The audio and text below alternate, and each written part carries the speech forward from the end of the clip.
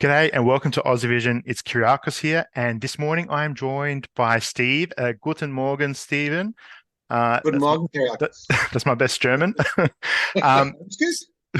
So today we're going to do a review and wrap up of Germany's Eurovision National Final, which occurred at a nice time this morning in Australia, rather than the early 4 o'clock starts. I think it was like 8 o'clock in Melbourne there, Yeah. Steve. Yeah, but it's That's rather late time in Europe. But let's start with the overall show.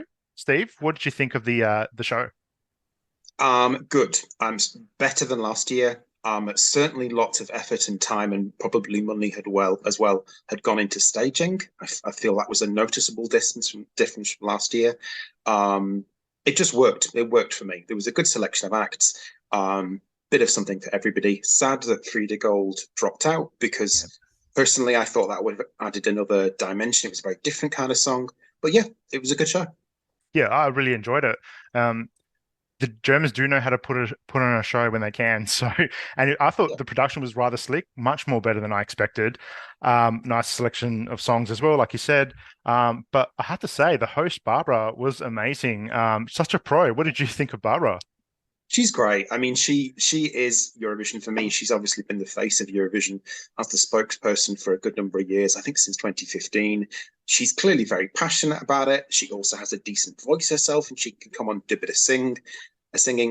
She banters well with the panelists and the contestants and the audience. Yeah, she's great. Yeah, she gave us a lot of great moments during the show as well. Yeah. Very entertaining. Well, as you said, meme worthy. Yeah, meme worthy every time. You look forward to seeing her, so which is great. So we have a winner with Lord of the Lost with the song "Blood and Glitter." Yeah. Now the band won the televote and came, I think it was fifth in the jury. So yeah, what did you think of their performance and their win, Steve? I'm really happy they won. I think it sounds authentically German to me. Like it's not in German, but it sounds like something Germany should be sending, and it's not like they're trying to be Scandinavia or they're trying to be a different country. It feels like it's an authentic act. They're a well-established act in Germany. Well, they're popular. I learned in the course of today's show they've actually been touring for Iron Maiden, and they will continue to do so in June. So, like, they're an established act. They feel very German. The German people got behind them clearly by the scale of that televote, which blew me away. I thought once another act had got 101 points, I thought, oh, that'll be the high. And then 176, massively stormed the televote. So, well done. Yeah, great to see them win. This band has actually been knocking on the door with the German delegation for, I think, especially last year, but maybe for a little while. So they do want to go to Eurovision. So I'm freaking happy they won. It was my choice of song out of the selection. I love their aesthetic with the red and gold. I've also already pre-ordered their album, Blood and Glitter, during the week, which I'm sure lots of people are going to now as well. And I thought the song, like, though it's metal, they do have nice palatable moments as well. So even during the week, they said that their line "Blood and Glitter, Sweet and Bitter, We're So Happy We Could Die" is a wordplay with Lady Gaga's song "So Happy I Could Die" from the Fame Monster. So it was interesting that they were pushing that during the week to say that there is a connection with pop with their song. They look great in their outfits as well. It might not be everyone's cup of tea, but I think it's a great selection for Germany this year to go with a bit of a risk and just have a Eurovision with more diverse music genres. So I am going to ask you, Steve. So Germany have finished near the bottom or last for 6 times since 2015. Now, Steve, very early to predict this, but do you think Germany will be off the bottom of the Eurovision scoreboard? Like, what are your thoughts now? I think they will. I was just thinking earlier. I'm really pleased about this. Such a strong Big Five announced so far. Of the four of the Big Five that have announced, such a strong set of artists, and so I'm confident that none of those artists, and hopefully the UK as well, are going to be bringing up the rear. And I don't think Germany, because I think Germany will, as you say, a bit polarizing. Some people won't get it, but some people will. And I think countries like we could be saying points from Iceland, from Finland, Yes. from that kind of maybe even from kind of some of the Eastern European states who will just love it and will give it points. So I'd be very surprised to see it last. Yeah, likewise. I think it's the televote appeal that will lift up Germany and Yeah, probably give them their best result in a while, which would be yeah, great to see. And yeah, I agree with you there. Top five so far are delivering. We're just waiting for the UK. I'm sure they won't disappoint us, but no, yeah, they're delivering, which is great to see. Now, the jury winner was Will Church with Hold On. So we almost thought he was going to take it out. Like we yeah. didn't know how this was going to play out. But what did you think of his performance, Steve? I think his vocal was amazing. Yeah, you could tell that he was nailing those high votes. There's an element of falsetto to it. He sounded great. I always found the song a bit dull. I preferred the live version because actually it gave him the chance to show off that vocal, and it was very simply staged. And clearly the juries loved it. I think it went down well in the studio. Um, Love him to come back with a better song, basically. Seems a very likable chap and a good voice, but yeah, just not Yeah, the song for me. yeah. I thought Will's performance, yeah, surprised me. It was really nice. Best vocals. Made sense that he won the jury. Personally, yeah. After that performance, was kind of expecting that, which was great to see. And overall, he finished joint second with one of the other most talked about acts, Yeah. Ike. So he came second. Ike came second with the televotes, Yeah. and last in the jury. Steve, why do you think the jury didn't go for this? Yeah, unsurprising.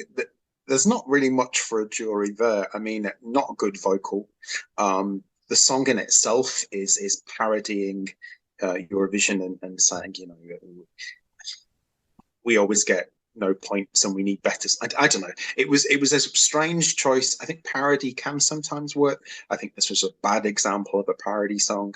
There was definitely a feeling, certainly from my perspective, watching it in the studio, that although there was a small demographic of Ika supporters, the rest of them were not behind him at all.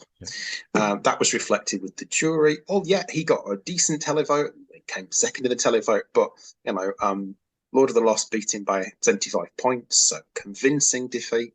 Yeah, I'm not going to lie. I'm happy. I'm happy he's not going. And did you think you were mentioning to me earlier that maybe the host Barbara was maybe Yeah. giving him a little bit of a dig? Yeah, there were several digs. I mean, like she makes a wonderful comment towards the end of the show about look at all this wonderful young talent behind us and Yeah. Ika. Yeah, I mean, um, he has his fans. He's an established act. He's well known for his kind of party Schläger. And I Yeah. don't that the genre didn't bother me. What Yes. bothered me certainly as a German speaker was the me understanding the lyrics. Yeah. It's song with good lyrics was the title, the English translation of the title. But Right. yeah, it goes into bemoaning how Germany's not had much success late in the competition, and I don't know. It was the wrong vibe, totally the wrong vibe. Yeah, to me, it was it was vibing a little bit Dustin the Turkey, but that's insulting Oh Dustin the yeah, Turkey, because I yeah, think yeah. his song is better. But yeah, it just had that vibe, and it was not the right approach, I think, to send to Eurovision, which No. yeah, we're probably glad that didn't get through.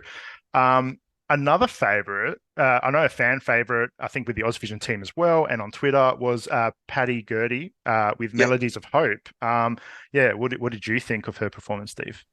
I thought it was decent. I thought there were maybe a couple of vocal issues there.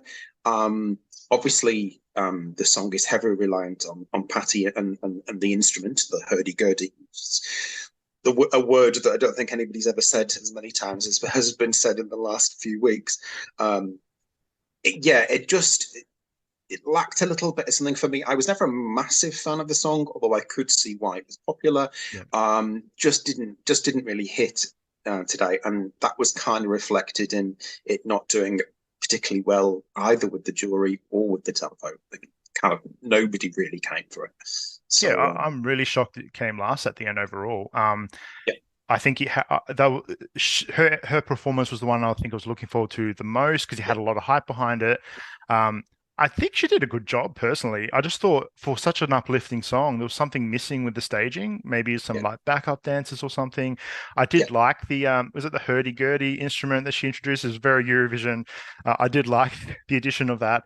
Um, but yeah, just very unfortunate. I hope she tries again. I hope yeah. that doesn't stop her from giving another go in the future. Um, any other acts, Steve, that you'd like to talk about? The other act that surprised me was Annika Russo in terms of again, didn't really think a great deal of the song. The recorded version, I quite enjoyed it live. I looked how it was staged. Yeah, that was certainly eye catching and made a nice point of difference.